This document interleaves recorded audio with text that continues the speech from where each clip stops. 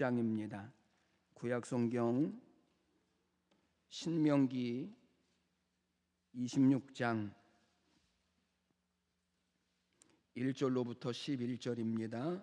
구약성경 신명기 26장 1절로부터 11절 말씀까지 우리 봉독하시겠습니다.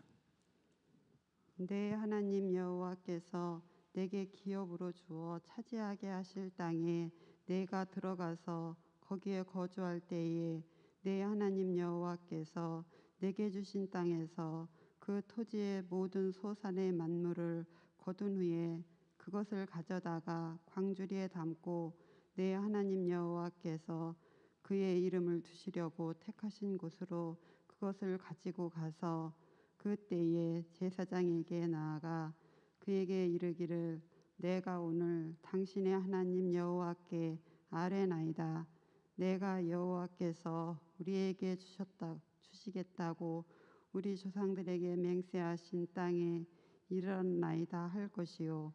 제사장은 내 손으로 그 광주리를 받아서 내 하나님 여호와의 제단 앞에 놓을 것이며 너는 또 내 하나님 여호와 앞에 아뢰기를 내 조상은 방랑하는 아랍 사람으로서 애굽에 내려가 거기에서 소수로 거류하였더니 거기에 크고 강하고 번성한 민족이 되었는데 애굽 사람이 우리를 학대하며 우리를 괴롭히며 우리에게 중노동을 시키므로 우리가 우리 조상의 하나님 여호와께 부르짖었더니 여호와께서 우리 음성을 들으시고 우리의 고통과 신고와 압제를 보시고 여호와께서 강한 손과 편팔과 큰 위엄과 이적과 기사로 우리를 애굽에서 인도하여 내시고 이곳으로 인도하사 이 땅 곧 젖과 꿀이 흐르는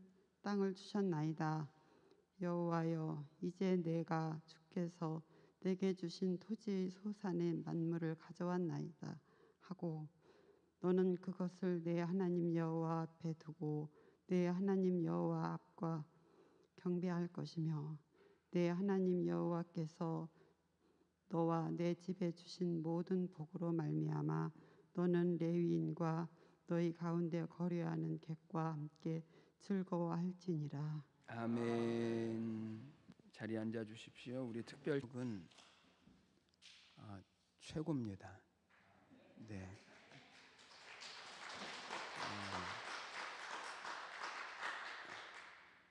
실력도 있으시고 은혜도 있습니다. 하나님을 찬양하는 기쁨이 넘치게 되셨으면 좋겠습니다. 자, 우리 고백하겠습니다. 하나님은 살아계십니다. 오늘도 사신 하나님의 은혜가 우리 모두에게 임하시기를 주님의 이름으로 축복합니다.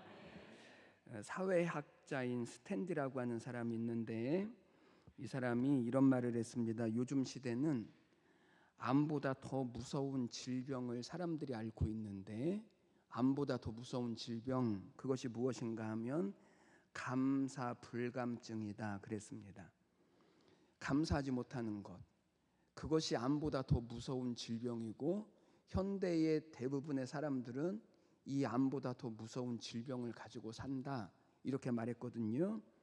감사가 없는 것이 왜 무서운 질병인가? 그 이유가 있습니다. 그 이유는 오늘날 수많은 사람들이 감사를 잃어버려서 불행한 삶을 살고 행복하지 못한 삶을 살고 그러다 보니까 병에 들고 범죄에 빠지고 파멸에 빠지는 이런 모든 일들이 이 감사의 불감증으로부터 시작되어졌다라고 이 사람은 보는 것입니다. 감사는 더하기와 같습니다. 그래서 모든 것에 감사를 하면 거기에는 감사할 일들이 더하여집니다. 어떤 일이든지 어디서든지 감사하면 감사가 더해지는 축복이 이 하나님의 말씀에 약속되어져 있거든요. 그래서 범사에 감사해라. 아니 어떻게 범사에 감사할 수 있습니까? 어떻게 모든 일에 다 감사할 수 있습니까? 사람들은 이렇게 말하지만 어떤 일에든지 감사를 하면 거기에 감사할 일들이 더하여지기 때문에 범사에 감사라고 하는 이 말씀이 비로소 가능해지는 것입니다. 그러나 반대로 원망과 불평은 빼기와 같습니다. 그래서 원망하면 원망할수록, 불평하면 불평할수록 있는 것도 빼앗기고 없어져 버리는 것입니다. 예를 들면 아담과 하와가 처음에 살았던 동네가 어딜까요? 에덴 동산입니다. 그런데 아담과 하와가 그 에덴 동산에서도 타락을 합니다. 에덴 동산이라고 하는 이름, 이 에덴이라고 하는 이름은 환이라고 하는 뜻인데 부족한 것이 없다입니다. 천국의 모형입니다. 그런데 그 부족한 것이 없는 그 천국과 같은 그런 곳에서 아담과 하와가 타락을 합니다. 도대체 무엇 때문에 타락을 했을까요? 부족한 것도 없는데요. 그렇다고 죄가 있는 것도 아닌데요. 질병이 있는 것도 아닌데요. 근심이나 염려가 있는 것도 아닌데, 그런데 그 에덴 동산에서 아담과 하와가 타락한 이유는 가만히 생각해 보니까 감사가 없었습니다. 감사. 아담과 하와가 에덴 동산의 축복에 익숙해지면서 감사를 잃어버렸습니다. 여러분, 감사를 잃어버리면 그것으로 끝나는 것이 아니라 거기에는 무엇이 찾아오냐면 불평이 찾아오고 원망이 찾아옵니다. 이스라엘 백성들이 광야길을 가면서 기적을 통해서 처음에는 얼마나 감사를 했는지 모르죠. 춤을 추면서 하나님을 찬양했습니다. 먹을 것이 없을 때 하늘에서 만나가 내려서 매일 먹을 걱정이 없게 되어졌을 때 그들은 정말 만나라고 하는 이 특별한 음식을 하늘로부터 공급받는 그런 삶을 살았는데, 매일 먹는 이 만나에 익숙해지니까 무엇이 사라지냐면 감사가 사라지죠. 그리고 실증이 나기 시작합니다. 그리고 하나님 앞에 불평하고 원망합니다. 더 특별한 음식을 달라고 하기 시작합니다. 여러분, 하나님께서 불평과 원망을 싫어하시는 것은 축복에 익숙해져서 그래서 감사를 잃어버리기 때문에, 그래서 하나님은 불평과 원망을 싫어하시는 것입니다. 오늘 말씀을 보면 모세가 죽음을 앞두고 마지막으로 이스라엘 백성들에게 유언하는 말씀인데, 오늘 이 유언의 말씀의 내용이 무엇인가 하면 너희가 이제 가나안 땅에 들어가게 될 텐데 그 땅에 들어가서 너희가 이제 농사를 할 거고, 그리고 농사를 하여서 첫 열매를 거두게 되어지면 너희는 반드시 그 첫 열매를 하나님께 예물로 드려서 하나님 앞에 감사를 드려라. 이게 모세가 마지막 이스라엘 백성들에게 유언으로 남긴 말입니다. 우리가 11월 첫 번째 주일을 감사주일로 지킵니다. 이제 다음 주, 그 다음 주가 11월 첫 번째 주일인데 우리가 추수감사주일로 지킵니다. 그런데 이번 추수감사주일에는 결석 없는 주일로 지키려고요. 뭐가 없는 주일이요? 결석이 없는 주일. 진짜 하나님 앞에 우리 온 교회와 온 성도가 모여서 1년 동안 하나님의 은혜에 대해서 감사 예배를 드릴 수 있도록 뭐가 없는 주일? 결석이 없는 주일. 제가 이렇게 말씀드리면 속장님, 인도자님, 각 선교회 회장님들은 부지런히 속회에서 선교회에서 권면하시고 같이 나오실 수 있도록 협력해 주시고, 그리고 우리 온 가정 자녀에서부터 우리 온 성도들이 같이 나올 수 있도록 하셔야 합니다. 그래서 결석 없는 주일. 그래서 하나님 앞에 정말 감사로 우리 온 교회가 예배할 수 있는 그런 절기가 되시기를 주님의 이름으로 간절히 축복합니다. 그러면 어떻게 우리가 감사를 드려야 될까? 이번 감사절에는 이렇게 감사를 드리십시오. 첫 번째, 첫 예물로 감사를 드리십시오. 어떤 예물이라고요? 첫 예물. 오늘 1절로부터 4절 말씀을 보니까 모세가 마지막 유언으로 말하는 게 무엇인가 하면 하나님께서 너희에게 가나안 땅을 주실 거다. 너희가 하나님께서 인도하셔서 그 땅에 들어가게 하실 거다. 너희가 그 땅에서 농사를 짓게 하실 거다. 그러면 그 농사의 만물 그리고 토지 소산의 제일 좋은 첫 열매를 제물로 드려서 하나님 앞에 감사를 해라. 그러면 하나님이 이 민족을 복되게 하시고 앞으로 더 번성하게 하실 거다. 이 말을 지금 마지막 유언으로 이스라엘 백성들에게 하고 있습니다. 그러나 여러분, 여기 감사라고 하는 말에는요, 더 중요한 비밀이 들어 있습니다. 오늘 1절 말씀을 가만히 보십시오. 여러분, 하나님은 누구에게 감사하라고 말씀하시냐면, 누가 감사할 수 있냐면, 하나님은 누구에게 감사라고 말씀하시냐면 하나님께서 가나안 땅에 들어가게 하신 사람들, 그러니까 지금까지 광야에서 40년을 지내면서 하나님의 능력도 보고 기적도 보았지만 광야에서는 이 감사절기가 있었다고요? 없었다고요? 아니, 없었습니다. 그런데 이제 너희가 그 가나안 땅에 들어가게 될 텐데, 그곳에서 너희가 농사를 하게 될 텐데, 그러면 수확한 것들에 대하여서 너희는 반드시 하나님 앞에 감사를 드려라, 이렇게 말씀을 해요.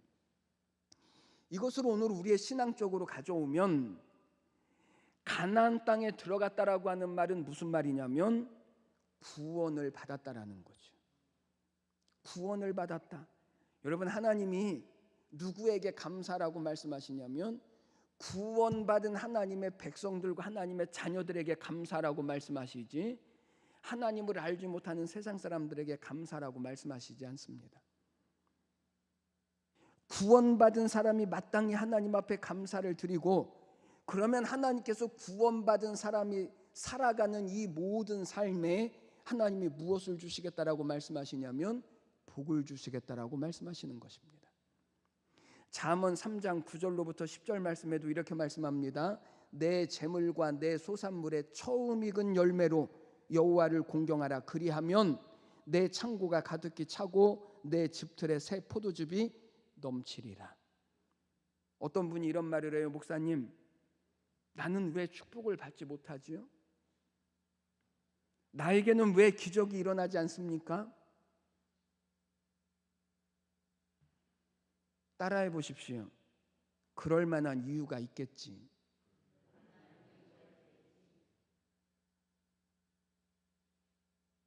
왜 저 사람들에게는 기적이 일어나고 축복이 일어납니까? 왜 그렇다고요? 그럴 만한 이유가 있겠지. 그래요, 안 그래요? 아니에요? 그럴 만한 이유가 있죠. 축복이 일어나면 축복이 일어날 만한 이유가 있고, 기적이 일어나면 기적이 일어날 만한 이유가 있죠. 주문진에 가면 이용식이라고 하는 집사님이 있는데 국수 장사를 시작했습니다. 어느 날 말라기 3장 말씀을 들으면서 만군의 여호와가 이르노라, 너희의 온전한 11조를 창고에 들여 나의 집에 양식이 있게 하고 그것으로 나를 시험하여 내가 하늘문을 열고 너희에게 복을 쌓을 곳이 없도록 붙지 아니하나 나를 시험해 보라. 이 말씀이 마음에 다가왔습니다. 그래서 이 집사님이 내가 이 말씀대로 한번 살아봐야 되겠다 결심을 합니다. 여러분, 단순히 복을 받기 위해서 해보자가 아니고 이 말씀이 마음에 부딪혔을 때 이분은 순종함으로 내가 말씀대로 한번 살아보자. 그리고 이 말씀대로 살기를 시작합니다. 수입과 상관없이 한 달에 11조를 30만 원씩 드리고 감사를 30만 원씩 드립니다. 그렇게 얼마의 시간이 지났는데 정말 수입이 300만 원이 넘더니 훨씬 더 더하여지는 은혜를 하나님이 주셨습니다. 그래서 시내 변두리에 300평의 땅을 샀거든요. 근데 얼마 있지 않아 그곳으로 고속도로가 뚫리는 것입니다. 재산이 10억이 되어졌습니다. 그 돈으로 또 땅을 샀는데 그곳에 주유소가 들어오고 콘도가 들어와서 그분이 이런 간증을 하고 다니죠. 먼저 하나님의 것을 구원하여 드렸더니 무엇을 해도 하나님께서 복이 되게 하십니다. 기분 나쁘신 것 같아요?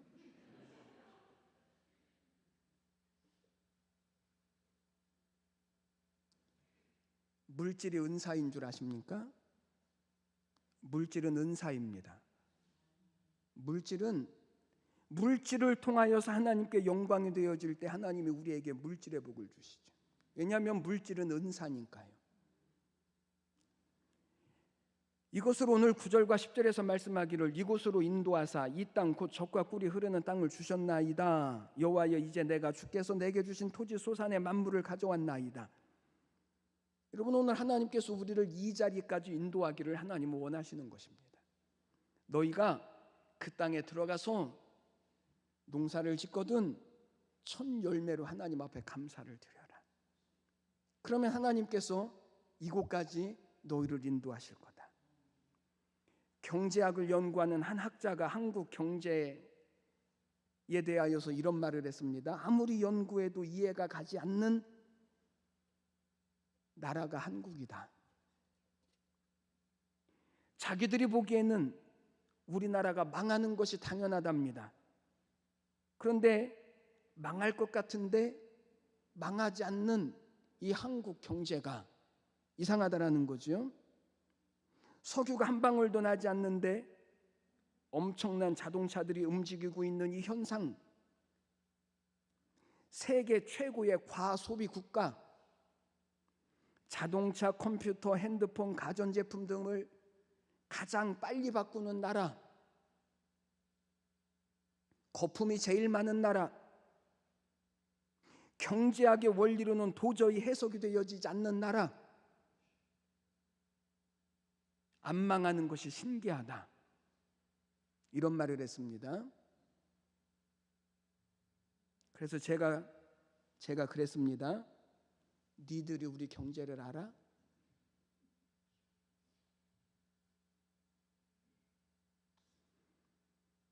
우리 경제를 이해할 수 없는 이유는 하나님이 인도해 주시기 때문입니다.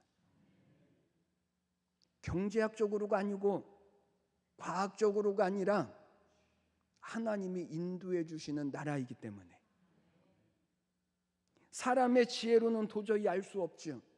학문으로는 이 이유를 알 수가 없습니다.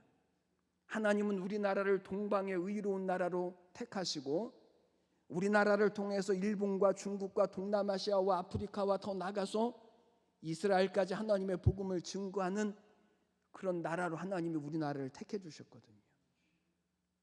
그래서 하나님은 이 나라를 복 주셔야죠. 흥왕하게 하셔야죠. 믿는 사람들을 많게 하신 이유가 바로 거기에 있습니다. 교회들을 세우신 이유가 바로 여기에 있습니다. 경제적으로가 아니고 정치적으로가 아니고 오늘 우리가 기도해야 할 것은 정치가 아니고 경제가 아니고 국방이 아니라 하나님의 나라를 위하여서 우리는 기도하셔야 합니다. 이번 감사주일은 첫 열매로 하나님 앞에 한번 드려보십시오. 오늘 이 말씀이 오늘 우리 마음 가운데 부딪혀서 오늘 우리가 하나님의 약속대로 하나님의 말씀대로 우리가 한번 지켜보자, 살아보자, 하나님께 한번 영광이 한번 되어보자 라고 하는 이 믿음을 가지고 우리의 감사절, 이 감사절을 믿음으로 드리시는 우리 모두가 다 되시기를 주님의 이름으로 간절히 축복합니다. 두 번째, 이번 감사절은 예배함으로 한번 지켜보십시오. 우리 결석이 없는 주일 될 것 같은데 정말 되기 어렵습니다. 한번 예배함으로 우리의 감사주일을 하나님 앞에 한번 드려보시는 그런 절기가 되어졌으면 좋겠습니다. 오늘 10절 말씀을 보니까 여호와여 이제 내가 주께서 내게 주신 토지 소산의 만물을 가져왔나이다 하고 너는 그것을 내 하나님 여호와 앞에 두고 내 하나님 여호와 앞에 경배할 것이며 그랬습니다. 여러분, 하나님께 최고의 감사는 예배하는 것입니다. 예배하는 것. 어떻게 예배를 드려야 할까? 역대상 16장 29절 말씀을 보니까 이렇게 말씀합니다. 여호와의 이름에 합당한 영광을 돌리고 예물을 가지고 그 앞에 들어갈지어다. 아름답고 거룩한 곳으로 여호와께 경배할지어다. 하나님 앞에 합당하게 하나님이 받으실 만한 예배로 가장 아름답고 거룩한 곳으로 하나님을 예배하는 것, 이것이 하나님이 기쁘시게 받으시는 예배라는 것입니다. 그러나 스가랴 14장 16절로부터 21절 말씀을 보면 하나님께서 절기에 예루살렘에 올라오지 않는 자, 다시 말하면 하나님 앞에 예배하지 않는 자에게 하나님은 세 가지를 말씀하셨는데, 첫 번째는 비를 내리시지 않겠다라고 말씀하셨고, 두 번째는 열국 사람을 치는 재앙이 나타날 것이라고 말씀하셨고, 세 번째는 벌이 나타나서 쏘일 것이라고 말씀을 하십니다. 여러분, 하나님의 말씀에 순종함으로 드려지는 예배, 이 예배는 하나님께서 당신의 백성들에게 축복을 베푸시기 위하여서 약속하신 시간입니다. 예배는 하나님께 축복을 받는 기회요, 시간이요, 약속이 예배이기 때문에 하나님은 예배의 모든 것들을 다 거시죠. 그래서 하나님은 지금도 영과 진리로 예배하는 자들을 하나님은 찾으신다라고 말씀하시는 이유가 바로 여기에 있습니다. 태계원 교회에 견종대 집사님이 있는데 허리가 너무 아파서 지팡이를 짚지 않으면 설 수도 없는 그런 상태가 되어졌습니다. 병원에 가서 검사했더니 디스크인데, 그런데 수술을 해도 더 나아질 것이 없다라는 것입니다. 순간 정신이 번쩍 들었습니다. 그리고 내가 왜 이렇게 되어졌을까? 그리고 자신을 돌아보게 되어졌습니다. 그래도 믿음이 있는 증거죠. 믿음이 없으면 삐지고 시험에 들고 하나님 내게 왜 이런 고통을 주십니까? 라고 말할 텐데, 그런데 이분은 내가 왜 이렇게 되어졌을까? 자신을 돌아보죠.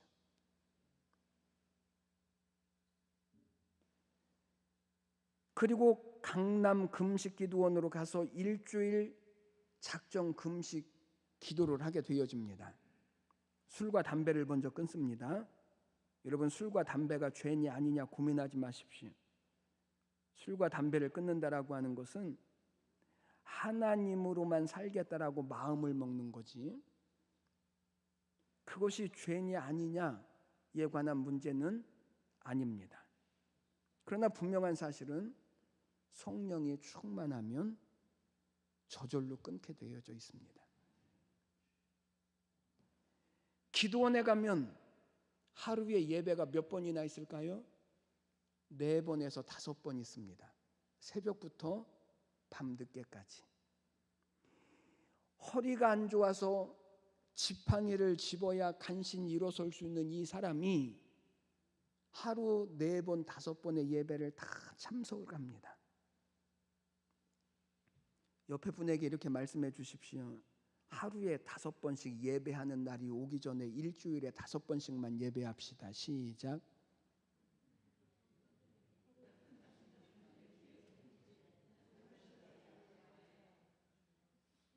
여러분은 하루에 5번씩 예배하는 게 좋아요? 일주일에 5번씩 예배하는 게 좋아요?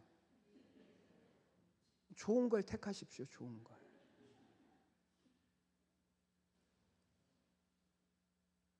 그렇게 금식 기도를 시작한 지 나흘째 되는 날 마음속에 감동이 왔습니다. 하나님, 제가 수술을 해야 된다고 하는데 제가 수술비를 감사한금으로 드리겠습니다. 고쳐주십시오.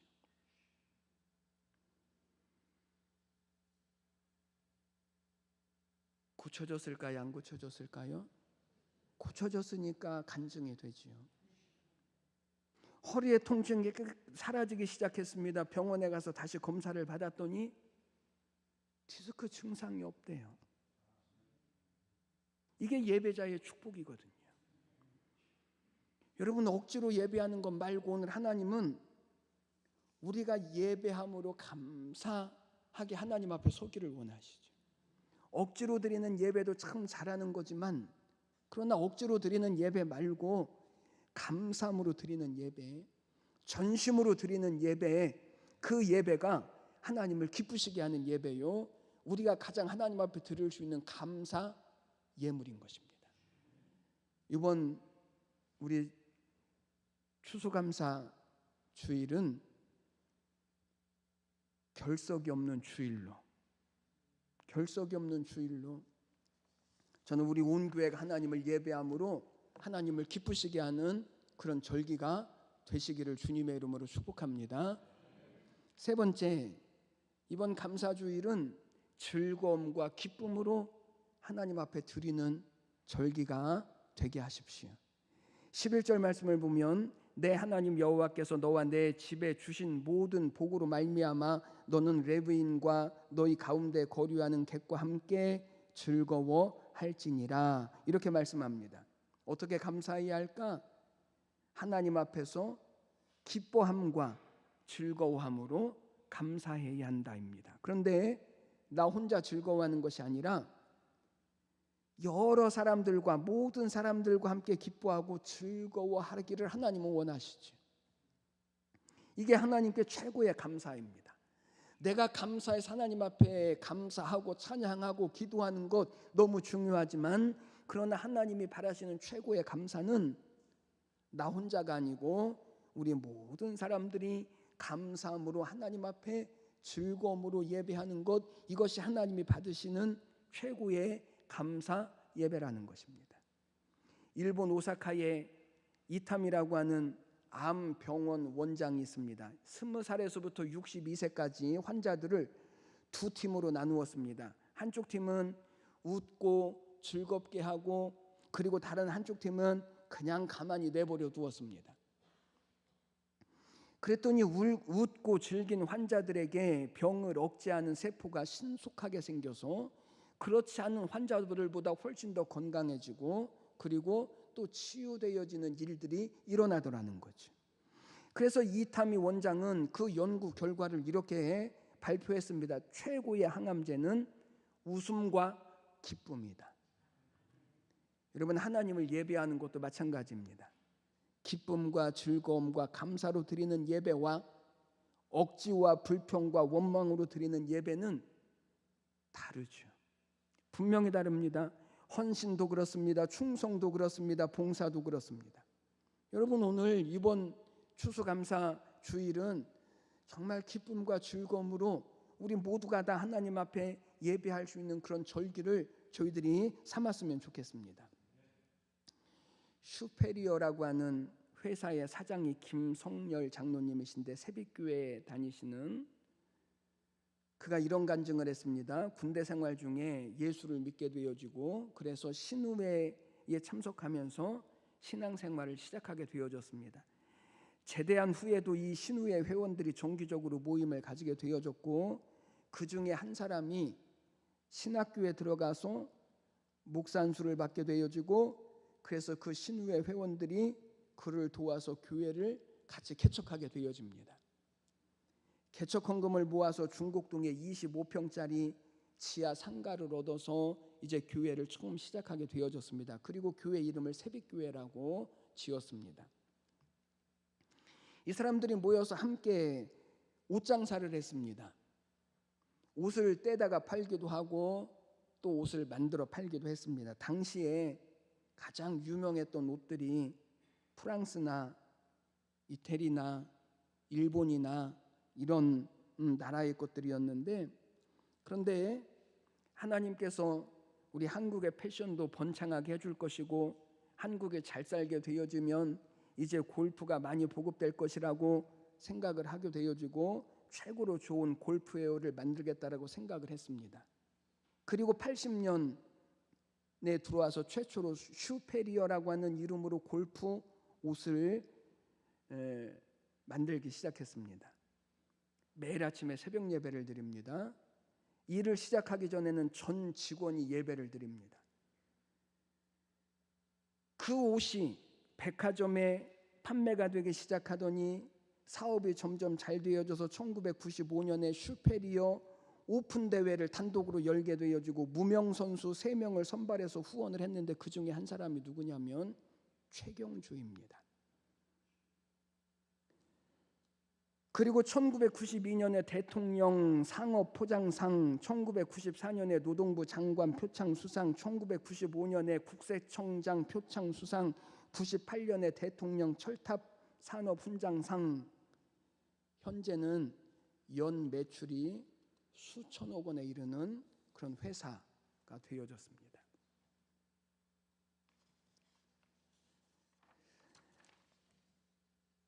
여러분, 오늘 하나님은 우리에게 감사라고 말씀하시는 이유가 있습니다. 그 이유는 감사에는 하나님의 축복이 약속되어져 있거든요. 이스라엘 백성들이 이제 가나안 땅에 들어갈 것입니다. 그 땅에서 농사를 짓게 되어질 것입니다. 그러면 그 만물을 가지고 하나님을 섬기게 되어질 때 하나님은 그 민족을 풍성하게 하시고 복되게 하시겠다라고 약속하신 것이 감사입니다. 어떤 집사님이 새벽기도회를 다녀오다가 길에서 지갑 하나를 주었습니다. 지갑이 두툼해서 열어보니까 수표도 있고 현금도 있고 상품권도 있고 신용카드도 있습니다. 그래서 지갑 안에 전화번호를 찾아서 전화를 한 뒤에 주인에게 돌려주었습니다. 지갑 주인은 그 지갑을 찾고 나서 고맙습니다라고 하는 한마디를 하고 별다른 인사도 없이 그냥 가버렸습니다. 한편으로는 섭섭하기도 했지만 뭐 어쩔 수 없는 일이니까 그냥 그러려니 했거든요. 그런데 나중에 알고 보니까 지갑을 찾아준 사람에게 고마움의 표시를 하지 않으면 형사처벌감입니다. 지갑을 찾아준 사람에게 최소 5%에서 많게는 20%까지 한도 내에서 살해를 하지 않으면 법에 접촉이 된대요. 이럴 경우에 돈 주인이 처벌을 받게 되는 죄의 몫이 무엇인가 하면 감사하지 않은 죄입니다. 반면에 유실물을 획득한 사람이 7일 안에 그것을 경찰서에 신고하지 않으면, 그것을 그냥 가지고 있으면 그것이 또한 법에 걸리게 되어지는데 그것은 횡령죄입니다. 1년 이하의 징역입니다. 유실물 관리법에 나오는 건데 오늘 이 말씀을 드린 이유는 세상에서도 감사하지 않는 것이 죄더라고요. 세상에서도. 감사가 얼마나 중요한지 모릅니다. 우리의 일상생활에 크고 작은 모든 일에 있어서 오늘 우리에게 정말 중요한 것이 있습니다. 회복해야 할 것이 있습니다. 그것은 감사입니다. 감사. 너무나 무뎌져서 너무나 당연해져서 감사를 잃어버렸다면 여러분 다시 감사를 회복해 보십시오. 우리 직장에 감사가 있으면 우리의 직장은요 성공하는 기업이 되어질 수 있습니다. 사회에 감사가 있으면 건전한 사회가 되어질 수 있습니다. 우리의 가정에 감사가 회복되어지면 행복한 가정이 되어질 수 있습니다. 교회에 감사가 회복되어지면 부흥하고 성장하는 교회가 되어질 수 있습니다. 감사는 하나님의 축복이니까요. 또 한 번의 추수감사절이 아니라 하나님 앞에 우리의 감사를 드릴 수 있는 이 복된 절기임을 기억하시고, 저는 오늘 이 감사절을 통하여서 또 하나님께서 우리에게 약속하신 그 땅에서 너희가 잘 될 것이고 장수할 것이고 복이 되게 할 것이라고 약속하신 이 은혜가 저는 오늘 우리 교회 위에도 또 예배하신 우리 각 사람 위에도 또 우리의 가정과 손으로 수고하는 모든 생업 위에도 이 하나님의 은혜와 복으로 나타나시고 이루어 가시는 그런 귀한 축복이 저는 우리 모두에게 있게 되시기를 주님의 이름으로 축원해 드립니다. 기도드리겠습니다. 하나님 아버지, 은혜와 사랑을 감사합니다. 하나님, 오늘 우리를 하나님의 복으로 기뻐하기를 원하시고 그리고 하나님의 약속된 복을 이루어 가시기를 원하시는 주님, 오늘 우리에게 감사라고 말씀하셨사오니 하나님, 우리 모두가 기쁨과 즐거움으로 감사하며 하나님의 약속하신 복을 이루어가는 우리의 모든 삶이 되어주고 우리 교회가 되게 하여 주옵소서. 특별히 하나님, 결석 없는 주일로 하나님 저희들이 기도하며 이제 하나님 준비하고 하나님 예배할 텐데, 하나님이 제단에 속해 있는 우리 모든 성도들 건강도 붙잡으시고 저들의 삶도 주장하여 주시어서 하나님이 귀하고 복된 날을 감사와 즐거움으로 하나님을 예배하는 하나님 귀한 은혜와 복이 있게 하여 주시옵소서. 감사와 찬양을 드리며 예수님의 이름으로 기도드리옵나이다. 아멘.